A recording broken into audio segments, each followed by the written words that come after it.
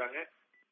ஏற்கனவே அவரை தீவிரமா கண்காணிச்சுட்டு இருந்தவங்க அவருடைய உடல்நலம் பற்றிய ஒரு தெளிவான பார்வை கொண்ட டாக்டர்கள் தான் அங்க பாத்துட்டு இருக்காங்க. ஏற்கனவே அவர் அங்க அனுமதிக்கப்பட்டிருந்த போது இந்த கேஸ் ஹிஸ்டரி சொல்லக்கூடிய அந்த மருத்துவ குறிப்புகள் இதற்கு முன்னாடி உள்ள மருத்துவ பகுப்பாய்வுகள் அவங்கள்ட்ட முழுமையா இருக்கிறதுனால அதை வந்து ரொம்ப சுலபமா அவங்க அணுக முடியும். ஒரு புது பேஷண்டா இப்ப அனுமதிக்கப்படல, ஏற்கனவே இருந்து ஒரு வாரம் இருந்து போயிருக்காரு. சோ அவருக்கு என்னென்ன இன்ஃபெக்ஷன்ஸ் ப்ராப்ளம் எல்லாம் இருந்தது, என்னென்ன ப்ராப்ளம் எல்லாம் பொதுவா வரக்கூடிய வாய்ப்பு இருக்குது, தற்போது என்னென்ன ப்ராப்ளம் இருக்குது, இதுக்கான தீர்வு என்னங்கிற அத்தனை ஹிஸ்டரி அத்தனையுடைய நோய் தொற்று வரலாறும் அவங்களுக்கு தெரியும். அப்படிங்கறதுனால அவங்க வந்து சீர்திருத்திட்டு இருக்காங்க. இப்ப அவங்க சொல்லக்கூடிய வார்த்தை ஸ்டேபிளா இருக்கிறார் அப்படிங்கிறது தான் டாக்டர் சுமன் சீதாராமன் அவர்கள் சொன்னது போல இது எந்த அளவுல இருக்கு, யார் யாருக்கு இருக்கு, எந்த வயதுல இருக்குன்னு ஒவ்வொரு ஆளுக்கும் இண்டிவிஜுவல் கேஸ் பை கேஸ் மாறக்கூடிய விஷயம்.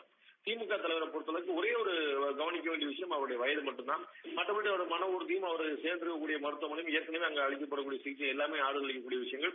இப்ப அங்க இருந்து வந்திருக்கக்கூடிய செய்தி குறிப்புமே கூட ஒரு ஆறுதல் அளிக்கக்கூடிய விஷயம் தான். அவங்க வந்து அவருடைய உடல்நிலை ஸ்டேபிளா இருக்குன்னு சொல்லி சொல்லும் போது நமக்கு கிடைத்த தகவல்படி முதல்ல அவர் அனுமதிக்கப்பட்ட உடனே அவருடைய உடல்நிலை குறித்த பரிசோதனைகள் நடந்துச்சு. முதல்ல வந்து அந்த பிபி செக் பண்றதுல இருந்து மற்ற விஷயங்கள்லாம் வந்து எந்த லெவல்ல இருக்குது, அவருடைய உடல்நிலை எப்படி பார்த்தாங்க. அவர் வந்து ஏற்கனவே இப்ப நமக்கு தெரிந்தபடி அவருடைய காரிலே தான் அவர் அழைக்கப்பட்டிருந்தாரு. அவர் வழக்கமா அவருக்காக அமர வைக்கின்ற ஒரு சிறப்பு இருக்கையில தான் அவர் அமர வைக்கப்பட்டு தான் வந்தாரு.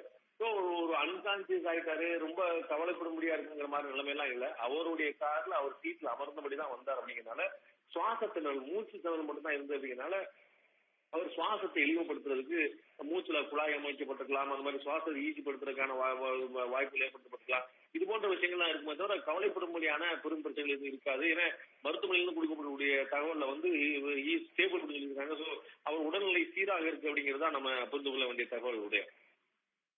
உங்கள் கூடுதல் தகவலுக்கு நன்றி திரு பாண்டி.